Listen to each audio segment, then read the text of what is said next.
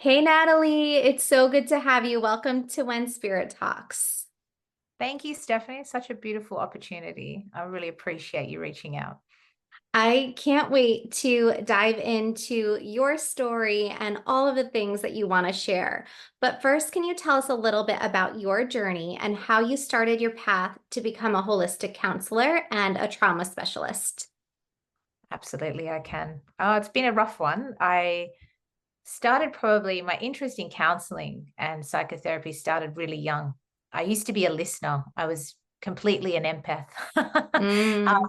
So people used to come and talk to me, and it was sort of second nature.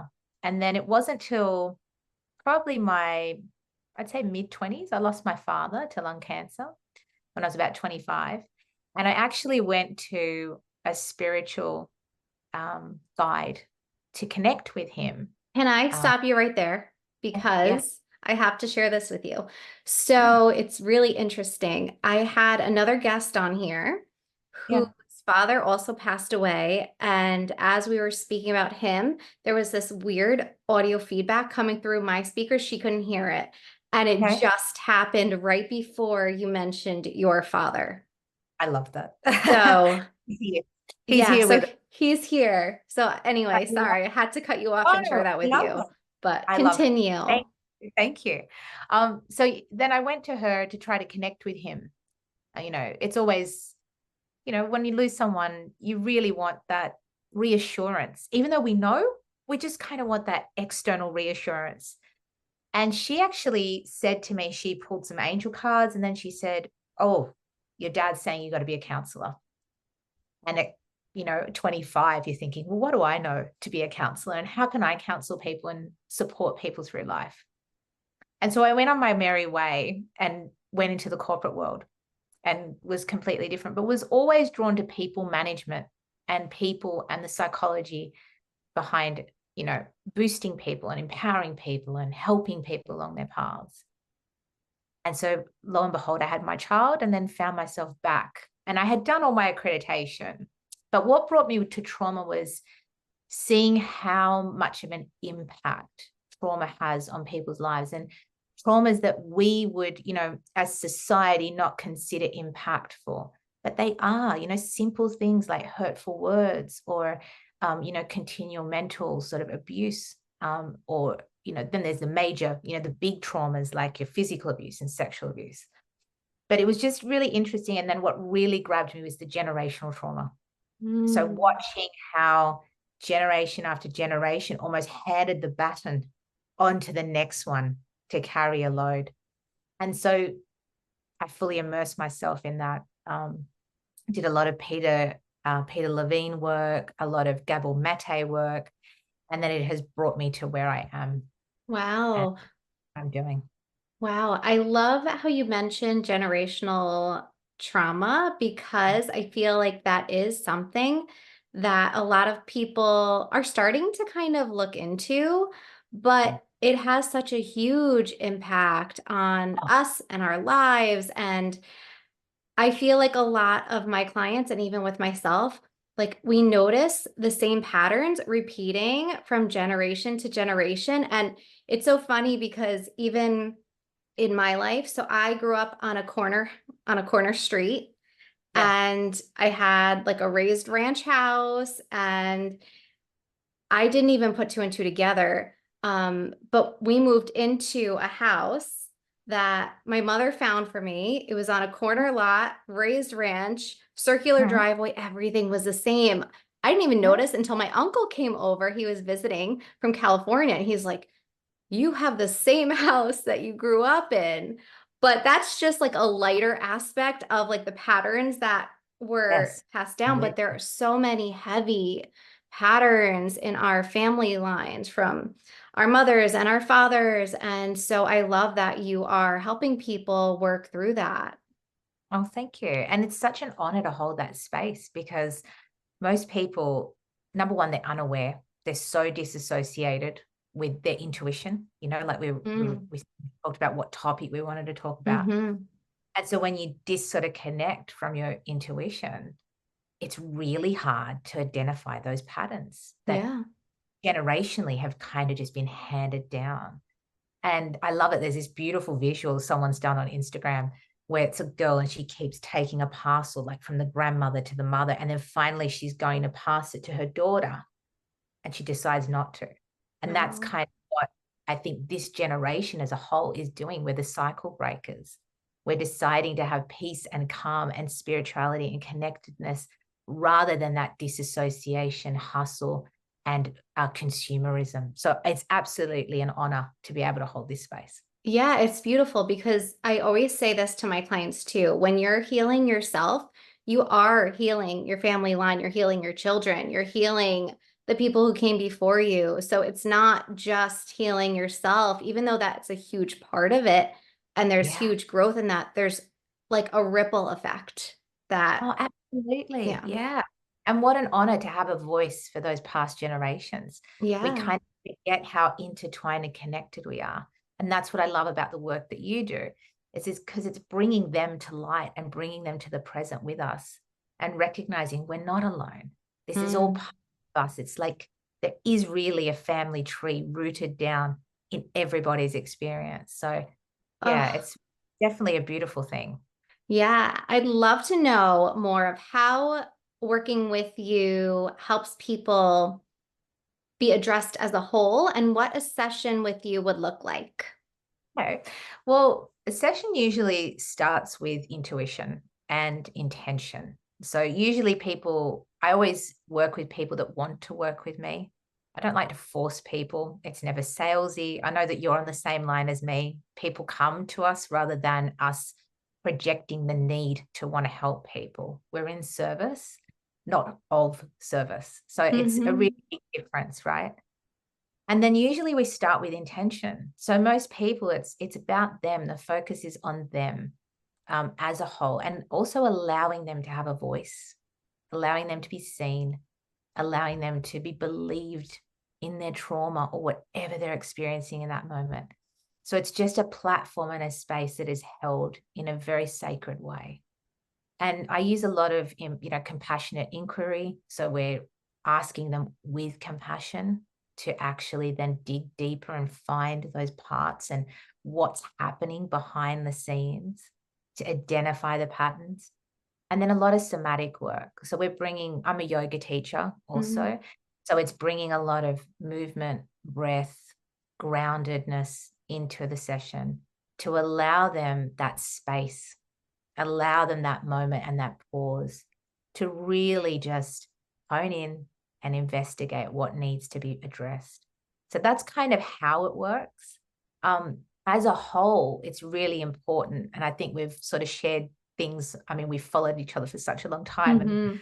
similar things. So it really is important that mind, body, spirit connection is incredibly valuable and it's undervalued by our society. I think it's, the mind and the body. A lot of people focus on one or the other, like I'm doing my exercise, but I don't need to see anyone or talk. I'm okay. I've got it, you know? But then deep down inside, they need to be heard and they need to be validated.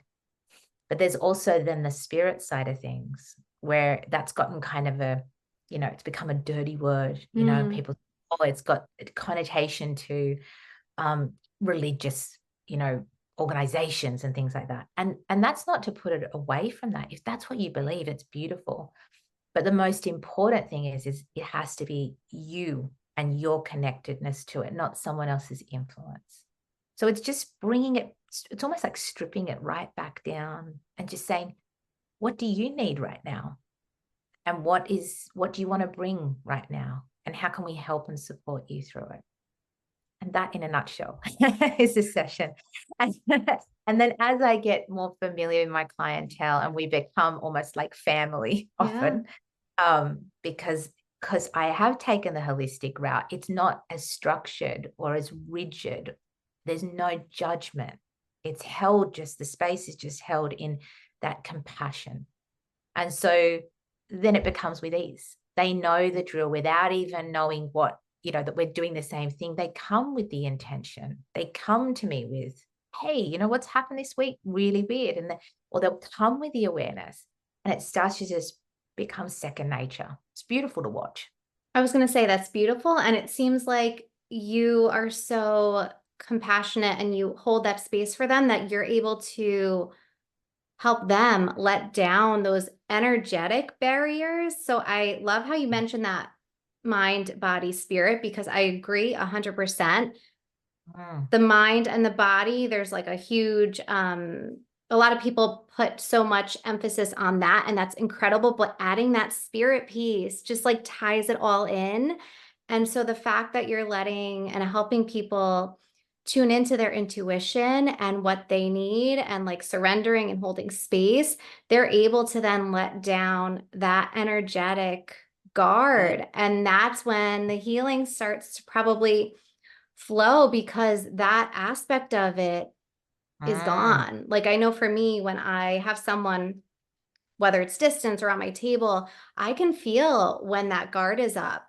And Yes. once it starts to go down, it's like the healing just expands. It's So, quick, isn't it? It's amazing. It's that, look, it takes you back to, the Chinese herbal medicine and qi, the energy flow through acupressure and acupuncture.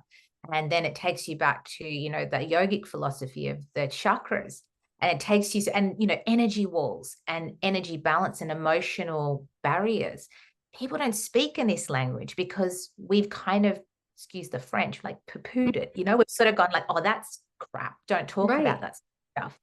But the thing is, as I know, once you release someone's heart wall, wow, it's like you can visibly see the body will change.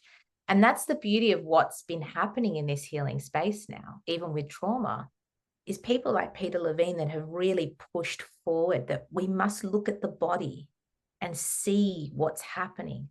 And as there's an emotional release, as a blockage has been sort of, dissipated, we can physically see the person change. And you must feel that, like, Yeah. Reiki master, you must feel that. Like you can almost like just see the energy shift. Yeah. That It's internal shift results in an external shift. yeah, Like you said, you can feel it first, and sometimes they don't even feel it, but you can see it. Like you start seeing it.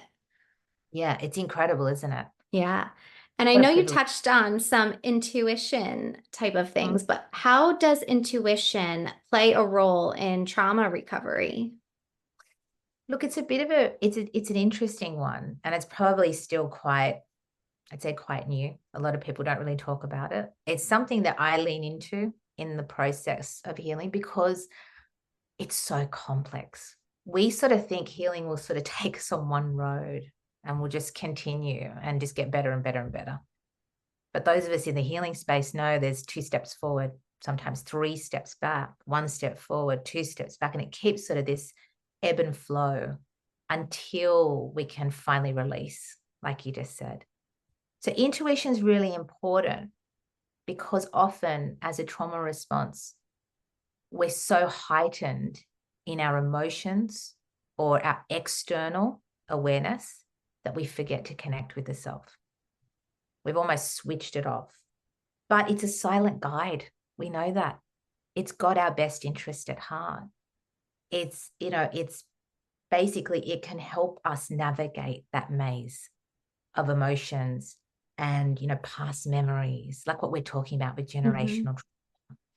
It can help us actually emotionally regulate if we give it the opportunity. So what happens is when we have trauma, we tend to then overreact in our responses. And that's not a judgment.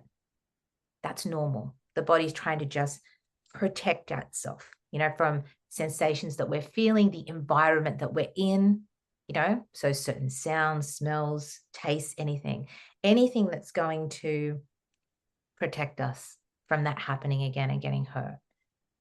So what happens is if we ignore them and we sort of suppress that feeling, then what ends up happening is we don't lock into that intuition that says you're safe. Like, I know we're safe. I understand that this hurt you. There's a lot of self-compassion in our intuition, isn't there?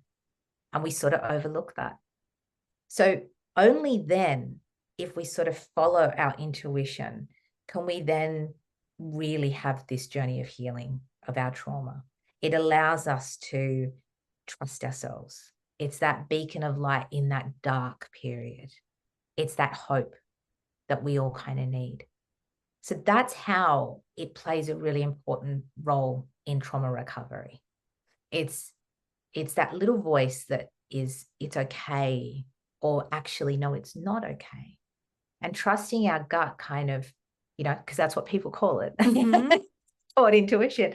But trusting our gut is really, we have forgotten to do that.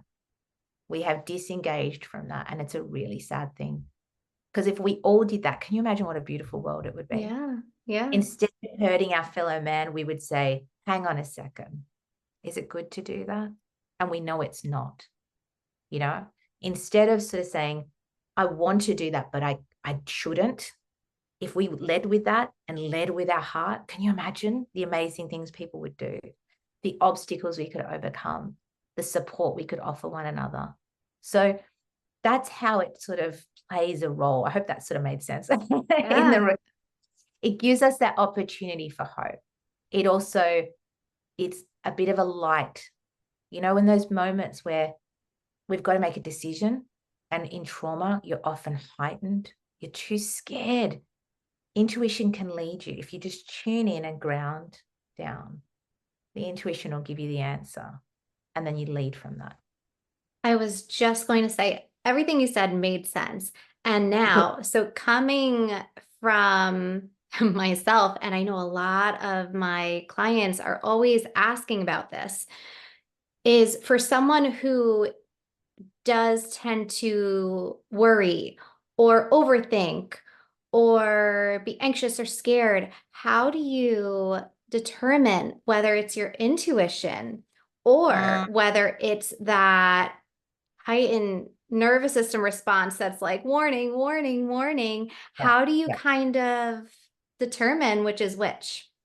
Okay, so a really good way, and I use this with clients every day, is grounding down. So a couple of deep breaths, take a pause, doing a simple grounding exercise like I can feel my feet on the ground. I can feel my knees against the seat. I can feel my seat of my bottom on the chair. My back is supported. So you're actually removing yourself from that reactive state and bringing yourself down to a state of sort of calm and pause and peace. And then simply you just say, whatever the fear is that's coming up, is it true? Is it true? Or is this fear? Okay. So is it like a false sort of idea of what's happening? And usually your intuition will tell you, is this really what I should be doing? Or am I doing this out of a reaction? Had a beautiful incident the other day where a friend of mine actually said something like that. There was a knee-jerk reaction to apply for something, because the deal was just so good. And because we're consumers, who can't pass up a good deal? But she actually sat with it and she says, is it true? Do I really need to do this knee-jerk reaction right now? Or will there be other opportunities? And sure enough, she was able to tune into that intuition and understand that I'm knee-jerking. I'm not actually doing this from a state of absolute need. And she didn't. So I think that's how you do it. Grounding is incredibly valuable. And it allows us to just tune in with our true self. And then just asking that question, is that really true? Like, do I need to feel that level of fear? Am I in danger? And orienting around your space and sort of going, where am I really? Am I somewhere safe or am I in danger? That's really important and key. And it sort of brings you back down, just below the solar plexus. It kind of brings you into that state where we just say, okay, and we can feel it. Again, that's a lot to do with somatics. We can feel it. And that as, line of work. If we tune in, boy, can we feel it. So when we feel fear, it's, tightness in the throat, tightness in the chest, sick feeling in the stomach. When we're thinking of intuition, it's that warm, almost like a hug, the belly feels full kind of thing. It's a warm feeling. It's a knowing. It's an understanding. So I know that was a long answer to your question, but I hope that sort of, I'm sure you do something similar, but we just kind of have to, the mind will worry. Thoughts aren't facts. And so that's why we have to bring it back down and just say, okay, what's the fact here? And then that's where intuition can say, yeah, but this might be fun, or this might be a good connection, or this might just be an opportunity for you to do something different. And so it removes that fear and it just allows.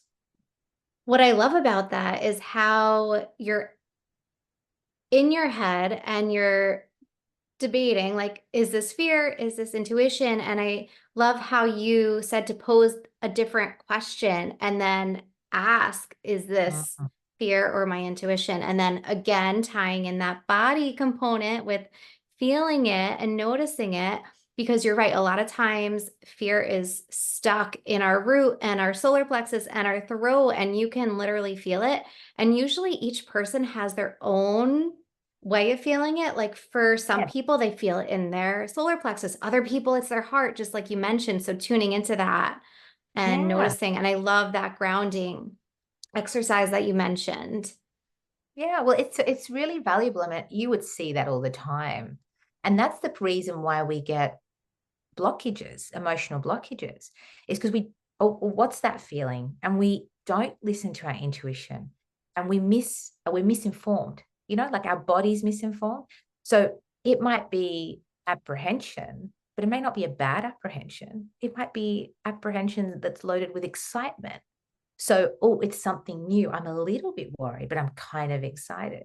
But we think it's apprehension and fear because we think, oh, my heart's racing. So it's just knowing the difference in those little body signals. You know, is it really fear? Like, has my mouth gone dry? Are my pupils like, what's happening? Am I searching the room? Am I being hypervigilant? Or is it simply like, oh, I've got butterflies because it's something different. I'm a little bit nervous, but it could be a lot of fun. So, at your line of work, you would see this all the time. Yeah, it's Yeah. those nuances and the energy shifts. And I feel Yeah. like once you start to pay attention, then it's easier to notice. But at first, just like you said, you feel butterflies and nerves and you're like fear. But then once you start to really dig deeper and notice, like you said, it could be an excitable fear or, different things. So yeah, I love how you mentioned like tuning into that and noticing that. Yeah. And the other thing that's really good to do, Stephanie, is to basically do things like you can ask, is it true or not? But also, instead of sort of being swept away in like this anxiety spiral, is actually saying, well, what do I actually really want to do right here? And then pausing. Because as soon as we do that, or posing the opposite, which is, what if I didn't do this? How would I feel? And a lot of the time, your intuition will go, no, we need to do this. No, I want to do this. And that's where you get your answer. And then you can break it down that, oh, I'm just a bit worried about X, Y, Z. And then, oh, well, how can I combat that? Or how can I support myself through that? So that connectedness with our intuition and our body and, our cues and knowing that thoughts aren't facts and it's okay, like having that self-compassion that it's understandable that I'm thinking this way because maybe the past has given me experiences that have led me to believe this. All that coming together, and that's that connectedness. That's that Hmm. mind, body, and spirit. It's all of it coming together. And it leads to us trusting our intuition more. It leads to us having that self-belief, and it leads to us having that self-trust, which we've Hmm. all, because we're kind of society's led us to believe we have to follow, you know, you go to school, you sit down, and even though you want to get up and dance around the room, no, sit down and write this 100 times. And then, friendships, it's like you have to behave a certain way. And then, in a job, I've got to get up, I've got to do this. So we're taught, we're programmed to behave a Yeah. certain way and to believe external. And that's what's really sad is, look at the state of the world. If everyone went introspective a little bit, what a different place this would be. Yeah. Yeah. And I like how you posed again those two different questions because just like you said, we're kind of conditioned to try to do everything right. And in a way, it leads us to people pleasing. So when you pose the question, like, what do I want to do? I feel like that is a great question because it kind of makes you think about what you want. But at the same time, I do love that other question, the what if you didn't do it? Because I feel like for the people pleasers, like, what do you want to do?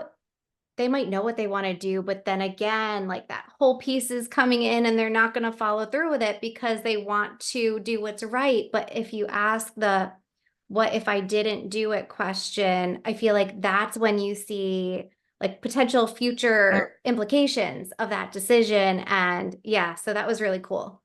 Yeah, thank you. It's like, look, they're all little tricks I've learnt in my 44 years. So I love sharing with everyone. I've been there. Like, people always say they sort of forget that the therapist has had their own battles. Yeah. So often we're just coming from our own healing to help heal others. And my clients help me continue to heal. Yeah. That's the beauty of it. So yeah, I'm glad. Well, I hope that made sense of how to sort of combat that. It did. It did. And I was going to say, we've been talking about the nervous system leading to healing. And so, what is your favorite way of regulating the nervous system? Look, it's a really tricky one because the nervous system, trauma has a big impact on our sympathetic nervous system. And so what ends up happening is that's the fight, flight, freeze, fawn. There's all these new ones being added every 5 minutes. So but the thing is your personal experience will impact your nervous system very differently to everyone else. So what you'll see on my Instagram is I'm not one to say, okay, this is how you jump around the room if you get in this response. This is how you freeze, and because everyone's really individual. So what I do in my sessions is I often give 2 or 3 suggestions. And then I say, look, work on that for 2 weeks. Let me know if they resonate or not. And then let's look back at it. Because some people, I personally get a lot out of breathing, like deep breathing, but my background's yoga. There's some people that have had traumatic experiences where breathing and deep breathing actually triggers them. So it's understanding that and kind of just saying, well, what works for you? Does orienting work for you? A lot of people with complex trauma, they can't go introspective. That actually scares them. So what they do is they need to go external. And so that's simple things like look for 3 things, look for 3 things and describe them. I know there's the 5, 4, 3, 2, 1 method, and it's great, but it's like a lot of people get to like 3 things and they're kind of over it. But the most important one for me is what I just went through with you with the grounding. I find grounding incredibly, incredibly useful because it connects the mind, the body, and the spirit. Yeah. So really, really powerful. Now, some people can do that externally, like they can go out in nature, get your feet on the ground and just be and breathe and not control their breathing, but just be, and let thoughts come and go. But you talk to yourself almost like you say, my feet are on the ground and what do I feel? My toes are into the grass. Or if you're on carpet, and then this is what I'm feeling supported by the earth. When you do that, you're switching off the chatter. So it's almost like movement meditation. So it's not, you don't have to sit still and just all day to meditate, which a lot of people don't realize. You can actually do moving meditation, which is one thing I absolutely love. So I think grounding would be my one recommendation. That is really healing for the nervous system. It just gives it a moment to pause. And then, of course, there's other things, like jumping, shaking, there's lots of polyvagal techniques you can use. It's endless. But it also is individual, right? Yeah. And just like you said, you're encouraging people to listen to themselves and listen to their intuition and determine which method is best for them and what helps them the best. Exactly, because it's really easy in this space, and you would see this as a healer. It's really easy to just kind of give blanket information, okay, and say, you should be doing this and you should be doing that. But the person, then it becomes like a chore. It doesn't become something that they're doing, that they're connected to, that they're feeling. And healing, and true healing, and you would be the same, is all about actually feeling. It's that connecting of the body and the mind and the spirit, where it's like, this actually feels good. And once you start to say, oh, this actually feels good, you stop forgetting about what felt bad. Stop forgetting about what hurt, and you start feeling pleasure and peace and calm. And so that's why I try to individualize it with people. And that's the same thing with anxiety techniques or anything in that space, because I wouldn't be true to my, holistic training if I just went blanket and said everyone should do art therapy, because there's some people that would loathe that. Like they just wouldn't connect with it. And, it would be the same with you, I'm sure, 100%. Yeah. No, thank you for sharing all of that. Now, I know you wrote a book, so I Oh, want yeah. to hear all about it. So our book, I actually wrote that with Candace, who's a really dear friend of mine, and she's a hypnotherapist based up in Queensland in Australia. So you can tell from my accent, I'm Australian, everyone. And we wrote that because we just wanted something that was wholesome and really easy for people to go to and flick through and have support in those times of anxiety and fear and, that the unknown. And both of us have suffered with anxiety. And so we came from it from experience. And it wasn't about, making millions of dollars. And it wasn't about being a published author. It was really from a place of service, that we wanted people to have something like a little pocket guide that they had in their bag. And again, that's why we gave so many options, because it was like, you have to find the one that fits for you. So it was a passion project, absolute passion project, and something that we're still very proud of, and very practical tools. It just contains very, very practical tools that people can do in everyday life. That sounds incredible. Now, do you have a favorite exercise from that book? I've got a couple, actually. I remember you asked this. So I've got a couple, and one of my really big ones, and you'll probably see this from my page, is I'm big on affirmations and mantras and things like that. And incantations. I've done Tony Robbins' work, and I've done it for a long time, and I really believe in the power of it. So often what I do is I use a grounding technique alongside a mantra. And my favorite is I am safe. So that's really important, because in trauma work, or anytime when we're feeling a little bit dysregulated or threatened, or, we just got off the phone to someone who completely riles us up and, puts our anxiety to 10, it's just a really simple way. And within 5 minutes, you can kind of bring yourself back to a level, which is, it's not about me, like I'm okay, I'm safe. And now I can sort of process it in a manner that is helpful to me and wholesome. So that one's one of my favorites, is just doing that grounding technique. Like I said, like sitting in a chair and my feet are on the ground and my back is supported. And then once I feel supported, I am supported, I am safe. And for those of us that have had trauma and can't close their eyes, there's no problem. It's a really good opportunity to then orient and look around the room and say, I'm in my room, I am safe. Or I'm in the park and I am safe. I see the birds and the trees. So it's very good to marry that grounding and a mantra. That's one of my faves. The other one that I love, because it always gets people laughing, is that saliva calm technique.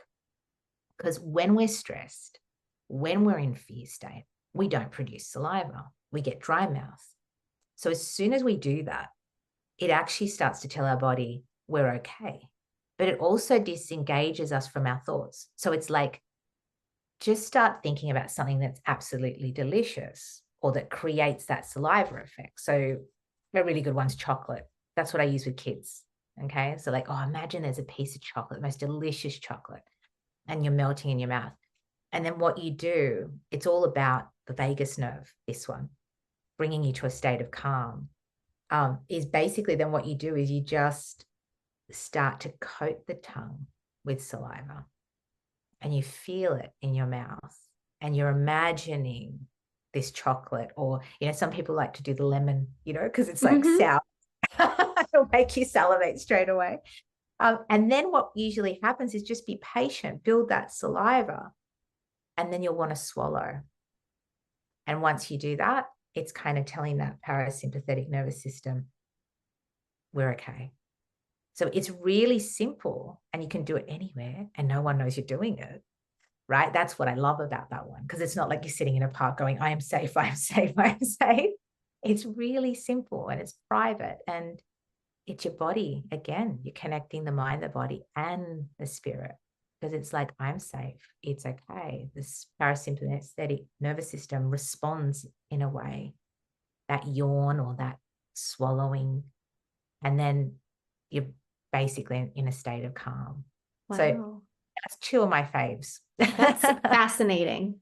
I know about grounding, like I'm big into grounding. I love grounding. I do love the I am safe affirmation, because like when we're shook up or lit up, our root chakra is so out of whack. And so getting that feeling of safety is amazing. But that saliva one I've never heard of, and I'm gonna keep that in the back of my mind the next time something comes It's up. it's a really good one with kids too, because our kids are growing up in a society that's just full of distractions, and they're growing up anxious. It doesn't matter how much we try to protect them, because we can't always.